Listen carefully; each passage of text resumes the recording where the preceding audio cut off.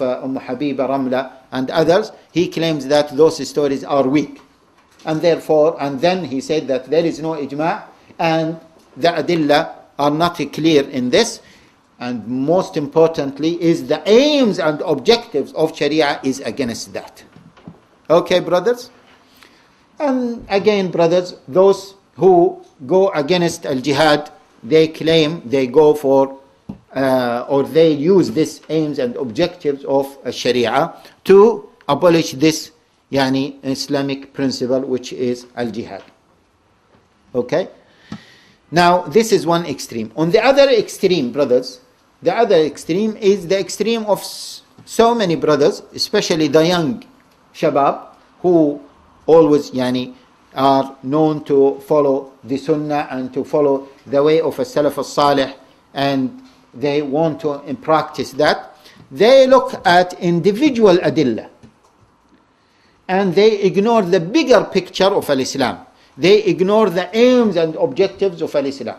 Just let me give you one example, and that example will manifest this mistake. Some brothers, in terms of implementing the sunnah, you know that in this country we have so many Hanafi mosques.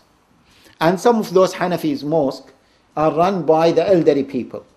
The elderly people, they believe that they are on the haqq because they have been brought up this and they have been practicing this for 40 years, for 50 years. Who are you as a young person, okay, coming to teach us what al-Islam is, to teach us what as-Sunnah is? Brothers, this is good. Brothers, this is good. Don't look at it negatively. This is very good. Why, brothers? Because if I was practicing something for 40 years and someone, he is coming with an odd opinion that I haven't heard with, do you expect me just to leave what I used to believe as the haqq, what many teachers told me that it is the haqq, what my community is practicing, okay? And moreover, it is not coming from nowhere. It is attributed to A'imma such as Imam Abu Hanifa. And moreover, I read what can lead to it, what can be used as a proof, okay, for it in the Quran. Okay? I leave all of these things just because you are telling me that you are practicing the Sunnah. Is that clear, brothers? Does that make sense? It is not taqleed, brothers. Don't use inna wajadna aba'ana ala ummatin wa inna ala atharihim, okay, muqtadun. No, don't use that against those people. And you should appreciate them, because those people will be the last resort, okay, to protect the integrity of al-Islam, because they will not give up many principles that they were taught or brought up on. Okay? So you should appreciate that. And you should not act in a very violent, aggressive way against it. Okay? And you should respect that. So, therefore, brothers, we see among the shabab, for example, in the Hanafi mosques, they don't say, they believe that it is the Sunnah not to say Ameen loudly. They are lay people. They are not ulama, they are not tullab al-ilm. This is what they have been told from the people, the people they respect, the people who taught them, the people who they look up to them, and the people they consider as ulama. Okay? Then some brothers, they are insisting to say, after the Imam is reciting, وَلَا Ameen, just as if he wants to say to them, look at me, just if he is like attention seeking, okay?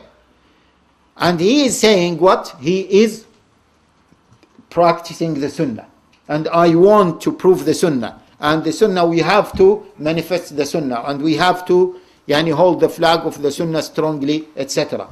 Okay? And in many mosques, we have witnessed, and you have witnessed, that those things are creating problems. Is that true or not? Even in some mosques, I was told that the elderly people of that mosque kicked some brothers from that mosque just because he is saying Ameen loudly.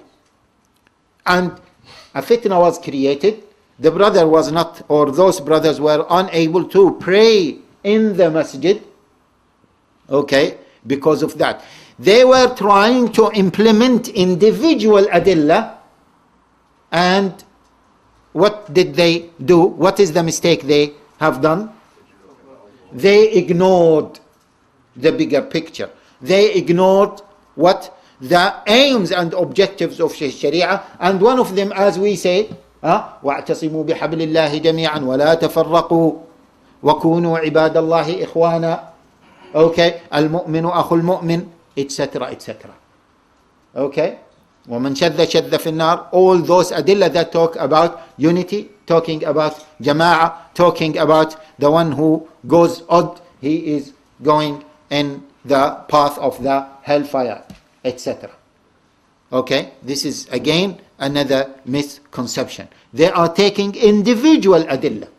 Another example, those brothers who believe that so and so is a mubtada.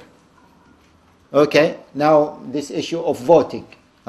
This person who believes that voting is allowed, he is committing an act of kufr.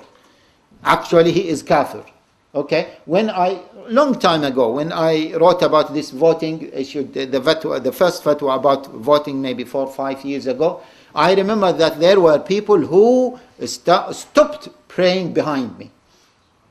They stopped praying. Wallahi, I was told in one of the Jum'ah, they were distributing leaflets about voting and the ruling of voting, that it is kufr, and the brother, he was coming to the masjid to join the Jum'ah, and he told them, brothers, but Jum'ah, you should attend the Jum'ah. They said, we don't pray behind him. Okay, 7 or 8 of them. Okay, because of this misconception. They looked at this small picture, and they ignored the bigger picture. They ignored that, first of all, this is a mas'ala that at least is a matter of disagreement between people, between scholars. Okay, it is not clear cut. In your view, it is kufr, but in others' view, it is not kufr. So you have to consider the other view.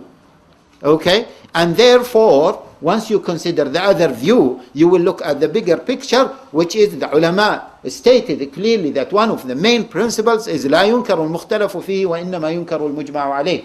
Don't prohibit people from doing what they disagree about, provided that the disagreement is a valid disagreement. But you stop, you enjoin, okay, you forbid what is agreed upon, what the scholars unanimously, okay, agreed upon, or it is considered to be a shad opinion. They ignored that. Okay, and of course, in light of that, brothers, you will see so many misconceptions about some brothers who are implementing certain individual adillah, and they are ignoring the bigger picture. Even brothers, some people went too far, because they differed with some Muslims. They don't mind, brothers, they don't mind to side with the enemies of al-Islam, okay, against their Muslim brothers and sisters, because they believe that those brothers are mubtadi'een, and we have to stop the mubtadi'een. Okay, we have to stop them. And in the fiqh somewhere, they don't mind to have aid from non-Muslims against the Muslim if he is a mubtadi' and causing mischief in the deen. But that who you are taking aid and help from, okay, he is not causing any mischief and corruption and fasad and dhulm in the deen. He is not. And this Muslim brother, at least you and him agree in the very basic principle of a tawheed, okay, and those, they don't accept the principle of a tawheed, okay, but you believe that they are closer to you, they are better for you to side with against your Muslim brother and sister. This is again a big misconception, okay, when we talk about Maqaasid as-Sharia. People look at small pictures, okay, individual picture, and they ignore the bigger picture. And by the way, I gave maybe the brothers an example that